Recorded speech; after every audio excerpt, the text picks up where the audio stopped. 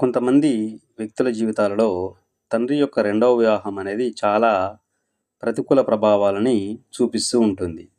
అయితే ఇక్కడ ఎవరి జాతకంలో తండ్రికి 2 వివాహాలు ఉండే అవకాశం ఉంటుంది అనేది జాతకుని యొక్క జన్మ లగ్నాన్ని బట్టి మనం చూడవచ్చు. లేదా జన్మ లగ్నంలో ఉన్నటువంటి చార్ట్‌లో ఉన్నటువంటి గ్రహాల స్థితిగతులను బట్టి ఎవరి తండ్రికి 2 వివాహాలు జరుగుతాయి అనే విషయాన్ని మనం ఇక్కడ తెలుసుకోవచ్చు.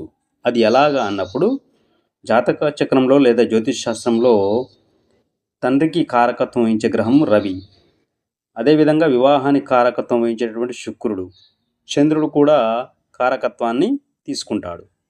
అయితే ఇక్కడ రవి ఉన్నటువంటి స్థానం నుంచి జన్మజాతకంలో రెండవ స్థానంలో అంటే ఫర్ ఎగ్జాంపుల్ ఇక్కడ రవి కన్యలో ఉన్నట్లయితే రెండవ స్థానమైనటువంటి తులలో శుక్ర చంద్రుడు ఉన్నట్లయితే ఆ యొక్క జాతకుని యొక్క తండ్రికి ఖచ్చితంగా 2 వివాహాలు జరుగుతాయని చెప్పుకోవచ్చు.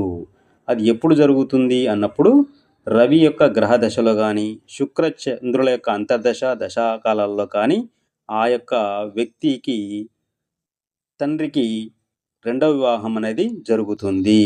ఇది ఖచ్చితంగా మనము నిర్ధారించి చెప్పవచ్చు.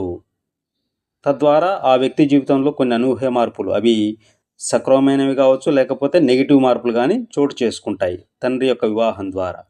కాబట్టి ఈ విధంగా ఒక జాతకుని యొక్క జన్మ లగ్నాన్ని దానిలో ఉన్న గ్రహాలని బేస్గా చేసుకొని ఆ వ్యక్తి యొక్క తండ్రికి 2 వివాహాలు ఉన్నాయా లేదా అని మనం నిర్ధారించుకొని చెప్పవచ్చు.